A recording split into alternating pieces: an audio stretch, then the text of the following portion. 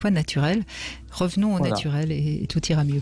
Émilie est avec nous. Bonjour Émilie, merci de prendre la parole sur Sud Radio. Merci. Bonjour Brigitte et bonjour à Ugraine. Effectivement, j'ai un témoignage sur le sujet, un peu en décalage par rapport à vos auditeurs précédents. Je précise d'ailleurs que... Comme ça, on aborde autre chose. Oui, alors c'est en lien, mais je précise que certaines de vos auditrices vont peut-être un peu bondir à entendre mon témoignage. Il ne s'agit pas de pavaner sur mon histoire, puisque j'en suis pas forcément fière, mais voilà, je peux pas m'en excuser, mais j'avais envie un peu d'avoir votre retour à ce sujet. Donc aujourd'hui j'ai 35 ans, mais il y a 15 ans de ça, donc j'avais tout juste 20 ans. Je viens d'une famille où la sexualité, la contraception était plutôt un sujet tabou. Et donc à l'âge de 20 ans, alors que j'étais en couple avec un homme dont j'étais perdument amoureuse, je suis tombée plusieurs fois enceinte, 4 fois exactement. Je sais que j'avais un désir d'enfant, mais pas maintenant. J'étais trop jeune, j'avais envie de profiter. J'avais aussi une légère tendance, je pense, à fuir un peu mes responsabilités. Et donc j'ai choisi la solution de l'avortement.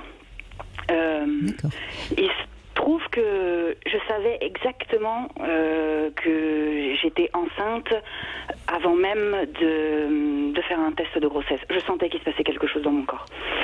Et le test est venu confirmer mon intuition. Donc, bon, voilà, les années se sont écoulées. Je me suis séparée de cet homme-là. J'ai depuis d'autres relations pas très stables, pas très très intéressantes. Mais donc, 15 ans plus tard, alors que j'étais persuadée que de toute façon, même si j'avais une conscience de ma fertilité, je pensais que de toute façon, j'avais une connexion à mon corps qui faisait que je savais, je pouvais ressentir, mais j'ai été un peu prise au dépourvu, puisque j'ai découvert que j'étais enceinte alors que cette grossesse était déjà entamée de plus de 5 mois, donc un déni partiel. Ce qui veut bien dire que quand vous aviez 20 ans, vous étiez apte à le sentir. À 35 ans, vous n'avez pas envie de le sentir, peut-être parce que inconsciemment, ça vous arrangeait de ne pas le sentir, non ? Sans doute, oui, parce que clairement, je pense que si je l'avais constaté avant, c'est-à-dire dans un délai légal... Au départ, oui.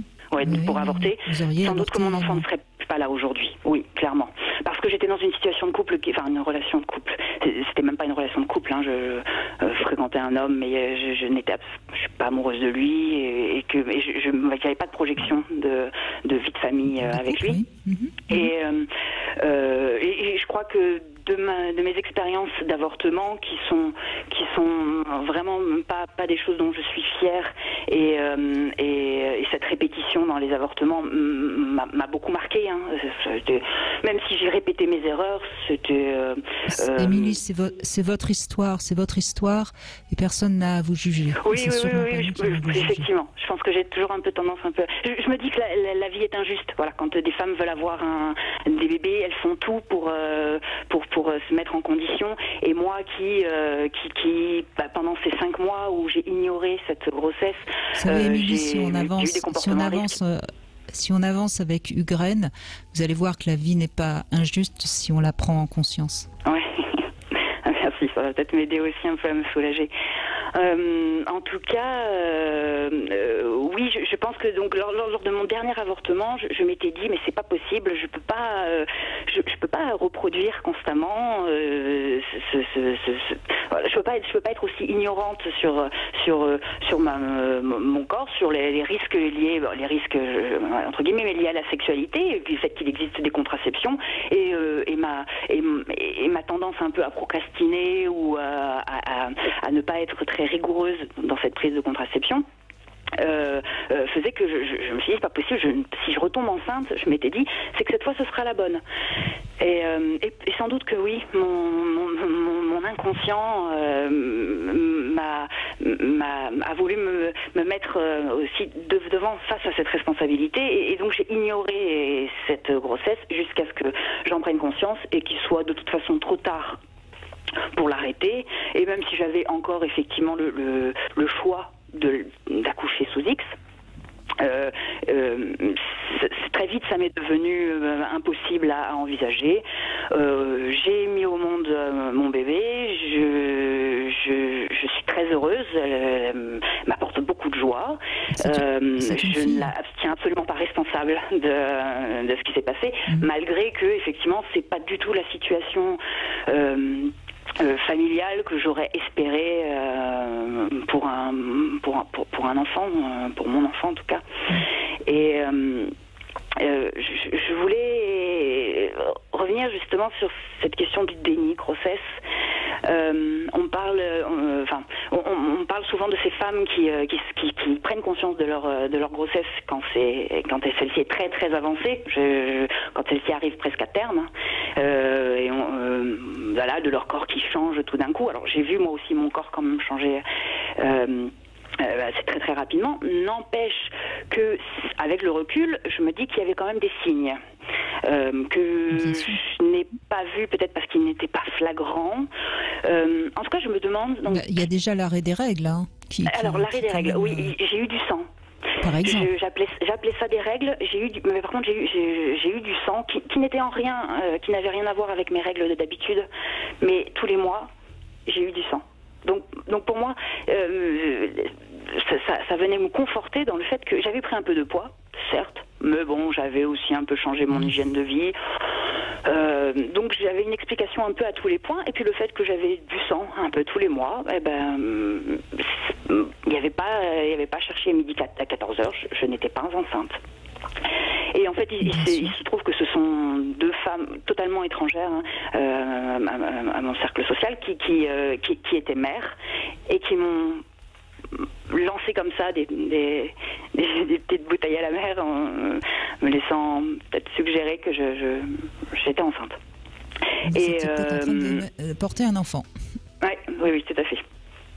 J'ai utilisé exprès une autre expression que d'être enceinte. Oui.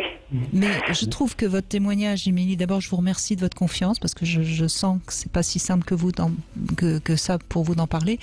Je vous remercie de votre confiance et puis je trouve qu'il parle de vous et c'est ça qui est important. C'est avec vous qu'il faut faire la paix. Hugues, je vous laisse réagir bien sûr à tout ce que nous a dit Émilie. Il y a tellement de choses qu'elle nous a dites. Oui, moi je veux d'abord dire que c'est un témoignage que je trouve très très beau, qui me touche beaucoup. Je suis très ému d'ailleurs, ça se voit.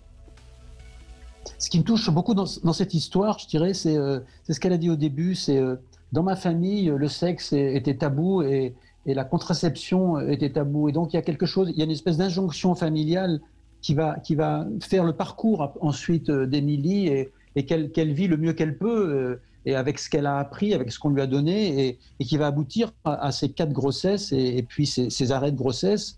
Elle a dit aussi que voilà, c'était une période où elle n'avait pas encore bien l'habitude des responsabilités, de tout ça. Et pour moi, tout ça, c'est vraiment pas grave. C'est vraiment pas grave. Pourquoi ? Parce que tous ont fait des erreurs, on a tous dans nos histoires des endroits où on s'est trompé.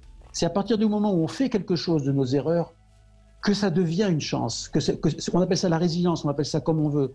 Mais moi, tout ce que j'ai appris, je l'ai souvent appris par mes erreurs. Et donc, ensuite de ça, j'ai trouvé remarquable que votre corps vous informe et que vous ne l'entendiez pas dans ce déni jusqu'à 5 mois. Parce que vous étiez fait une promesse, c'est la dernière fois, et vous avez tenu votre promesse, pas de problème. Donc je crois que voilà, ce qui manque, c'est d'arrêter tout ce qui est le passé, qui est c'est fini tout ça, c'est fini. Vous avez trouvé la solution, et c'est parti. Et c'est parti dans une super relation. D'ailleurs, je voulais juste vous dire une chose par rapport à ce déni de grossesse. Moi, j'ai un souvenir d'une patiente que j'ai vue pour la première fois. Elle était enceinte, comme vous le disiez tout à l'heure, il lui manquait 10 jours pour accoucher. Et elle arrive sans savoir qu'elle était enceinte. Et quand je lui dis, vous êtes enceinte, et je fais l'échographie, je lui dis, vous savez, on n'est pas très loin du terme. Ça ne l'émeut absolument pas. Son inconscient savait tout. Elle savait soi-disant pas, mais il y a eu à peine un petit « ah bon ?» et puis c'est reparti. Et la deuxième fois, elle est venue un tout petit peu plus tôt. Elle est venue au 8e mois et je lui ai dit vous êtes enceinte. Et là, elle l'a pris avec une grande sérénité, comme si dans son subconscient, c'était tellement inscrit, c'était pas monté jusqu'au conscient, mais enfin, c'était pas très grave parce que au niveau de l'accueil, au niveau de l'accouchement, tout se passait de façon merveilleuse. Donc moi, je trouve que c'est une très belle histoire. Comme vous avez vu, j'étais un petit peu ému, très ému, et je trouve que vous devriez retenir que le côté magnifique et à quel point toute cette histoire qui démarre un peu difficilement, un peu douloureusement, eh bien, elle jaillit dans la vie, elle jaillit dans l'amour avec cet enfant et dans un épanouissement de votre propre être. Voilà ce que je voulais partager avec vous. Merci. Merci, Émilie. Merci de m'avoir je vous en prie. Vous avez envie d'ajouter? Non, mais on vous embrasse très fort, Émilie. Merci de votre témoignage. Et personne n'a à vous juger, je vous rappelle. On se retrouve dans un instant, toujours avec vous, bien sûr, Hugues Rennes sur Sud Radio 0826 300 300. À tout de suite.